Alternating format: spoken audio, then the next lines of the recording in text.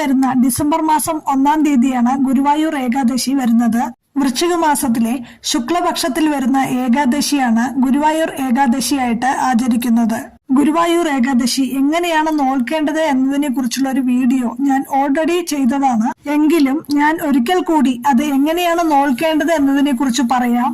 മനസ്സറിഞ്ഞ് പൂർണ്ണ വിശ്വാസത്തോടുകൂടി ഗുരുവായൂർ ഏകാദശി വ്രതം അനുഷ്ഠിച്ചാൽ 7 ജന്മങ്ങളിലെ പാപങ്ങൾ ഇല്ലാതാവുമെന്നാണ് വിശ്വാസം.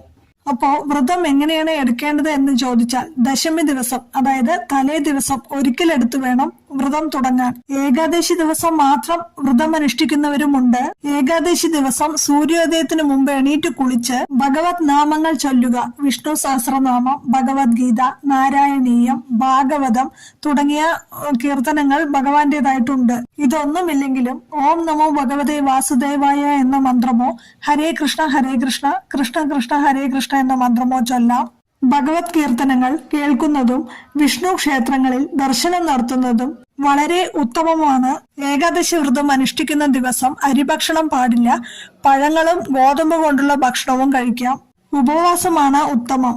തുളസി വെള്ളം മാത്രം കുടിച്ച് ഏകാദശി വ്രതം എടുക്കുന്നവരുമുണ്ട്.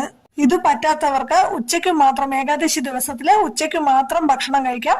പക്ഷെ അത് അരിഭക്ഷണം കഴിക്കരുത് എന്ന് മാത്രം. ഇനി ഇതിനെക്കുറിച്ച് എന്തെങ്കിലും മുഴുവനായിട്ട് അറിയണം എന്നുണ്ടെങ്കിൽ ഇതിന്റെ വീഡിയോ ഞാൻ ചെയ്തിട്ടുണ്ട്.